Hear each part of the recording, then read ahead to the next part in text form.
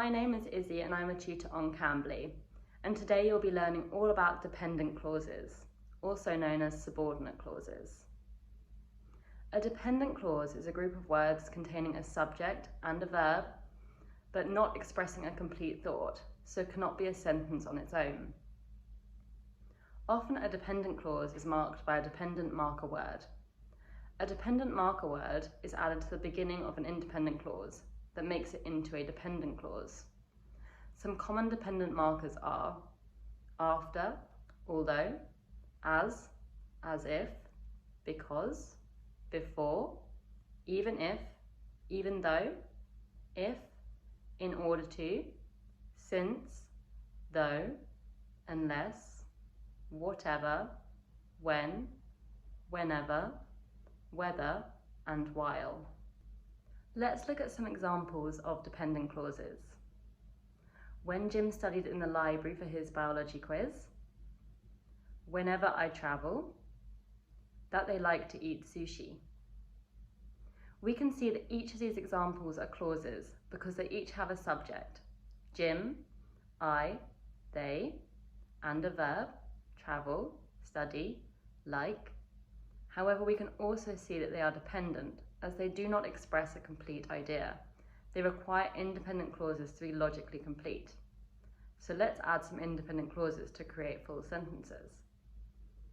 When Jim studied in the library for his biology quiz, he spotted a dog sitting underneath his desk.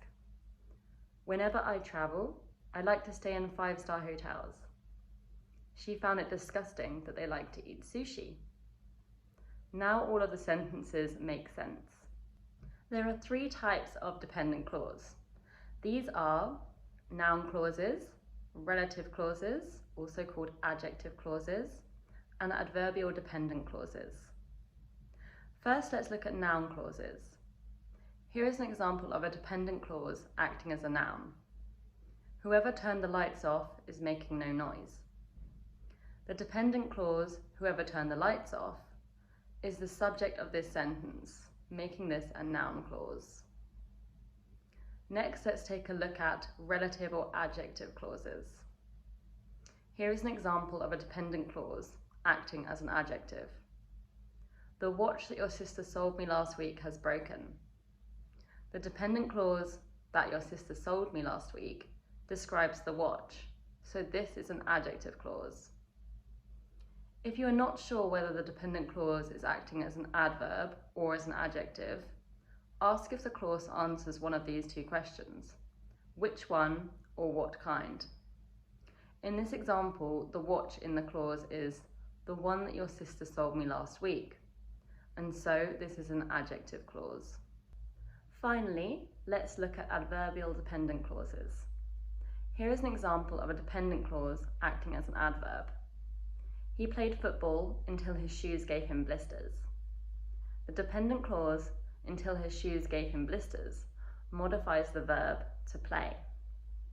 If you are unsure whether the dependent clause is acting like an adverb, see if it answers one of these questions. Where, why, how, when, or to what degree was the action performed? In our example, the action of playing football was performed until his shoes gave him blisters, so it is an adverbial dependent clause. To finish, let's go through one of the most common errors when dealing with dependent clauses, sentence fragments. Sentence fragments happen when we treat a dependent clause as a complete sentence. You can usually fix this error by combining it with another sentence to make it a complete thought, or by removing the dependent marker. Here is an example of a sentence fragment. Because I forgot the exam was today.